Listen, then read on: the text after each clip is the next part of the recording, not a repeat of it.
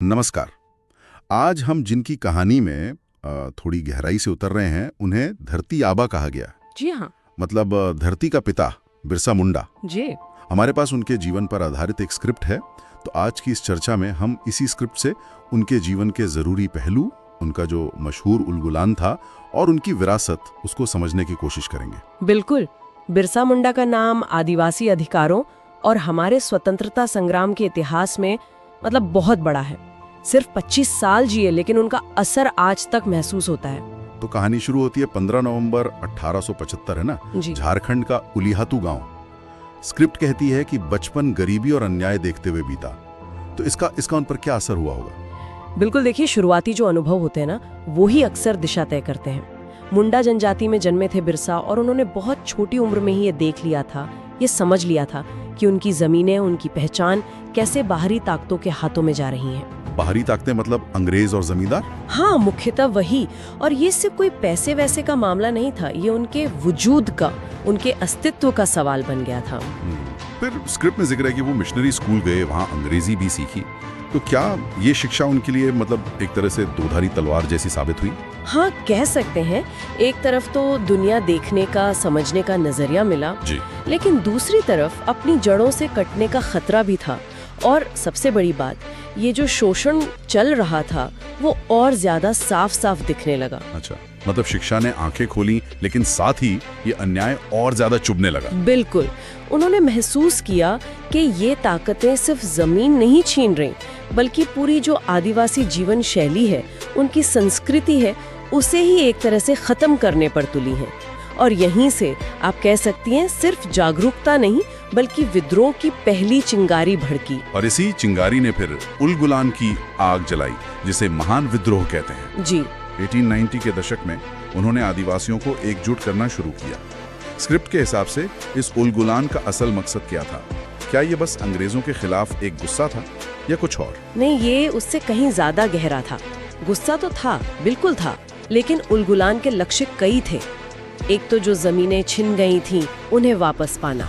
हाँ, वो तो सबसे जरूरी रहा होगा। फिर अंग्रेजी अन्याय खत्म करना, और तीसरा अपनी आदिवासी संस्कृति और धर्म की रक्षा करना।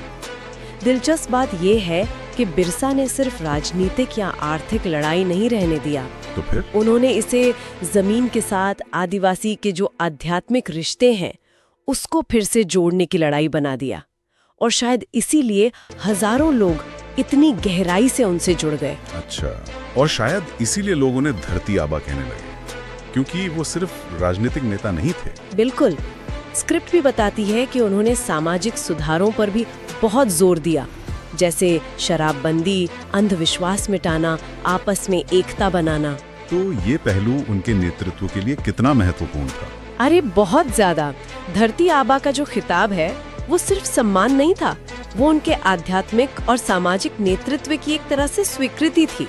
उन्होंने लोगों को सिर्फ लड़ना नहीं सिखाया, बल्कि आत्मसम्मान के साथ जीना सिखाया, अपनी संस्कृति पर गर्व करना सिखाया। वो एक नेता भी थे, गुरु भी, और समाज सुधारक भी। फिर स्क्रिप्ट में 1899-1900 के सशस्त्र संघर्ष का जिक्र आता है, जब बिरसा की सेना ने अंग्रेजी ठिकानों पर हमले किए। कहते हैं अंग्रेजों में उनका खौफ फैल गया था। हाँ, वो सीधे टकराव का दौर था।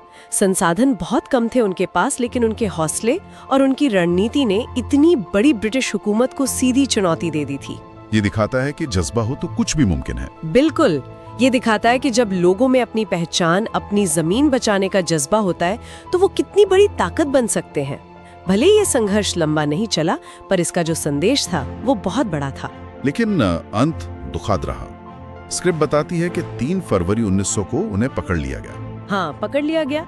और फिर 9 जून 1900 को रांची जेल में बहुत ही रहस्यमय परिस्थितियों में उनकी मृत्यु हो गई। सिर्फ 25 साल की उम्र में? हाँ, केवल 25 साल। उनकी मृत्यु पर सवाल तो आज भी उठते हैं, लेकिन देखिए, उनका बलिदान बेकार नहीं गया। उनकी शहादत ने आदिवासी चेतना को, उनके आंदोलन को एक नई ऊर्जा दी। वो हार कर भी जीत गए, क्योंकि वो आने वाली पीढ़ियों के लिए प्रेरणा बन गए। स्क्रिप्ट में उनका एक कथन भी है, हमारी जमीन हमारी पहचान है। ये बात तो आज भी उतनी सच लगती है ना? बिल्कुल सच। ये सिर्फ एक वाक्य नहीं है, ये पूरे आदिवासी जीवन दर्शन का सार है। जमीन उनके लिए सिर्फ एक टुकड़ा नहीं है, वो उनकी संस्कृति है, उनका इतिहास है, उनके अस्तित्व का अटूट हिस्सा है। बिरसा ने इसी पहचान को बचाने के लिए लड़ाई लड़ी थी। और ये कितनी बड़ी बात है कि आज उनके जन्मदिन को 15 नवंबर को न सिर्फ झारखंड अपना स्थापना दिवस मनाता है, बल्कि पूरा देश जनजातीय गौरव दिवस के रूप में उन्हें याद करता है। जी, ये उनकी स्थायी विरासत का सबसे बड़ा प्रमाण है। बिल्कुल, उन्होंने सिखाया कि हालात कितने भी मुश्किल क्यों ना हो, अपने हक के लिए, अपनी पहचान के लिए लड़ना कितना जरूरी है। हौसला उम्र से कहीं बड़ा होता है। तो आखिर में ये स्क्रिप्ट हमें सोचने पर मजबूर कर दिया ना कि बिरसा मुंडा का अपनी जमीन और पहचान के लिए जो संघर्ष था, वो आज के समय में जब हम दुनिया भर में स्वदेशी अधिकारों और सांस्कृतिक संरक्षण की इतनी बातें करते हैं, तो ये हमारे लिए किस तरह मायने रखता है? ये सवाल आज भी उतना ही महत्वपूर्ण है, बल्कि शायद पहले से भी ज्यादा। बिरसा मुंडा की कहानी हमें बार बार याद दिलाती है कि विकास की इस दौड़ में जो स्थानीय संस्कृतियां हैं, उनके अधिकार हैं, उनका सम्मान करना कितना जरूरी है। उनका संघर्ष आज भी दुनिया के उन सब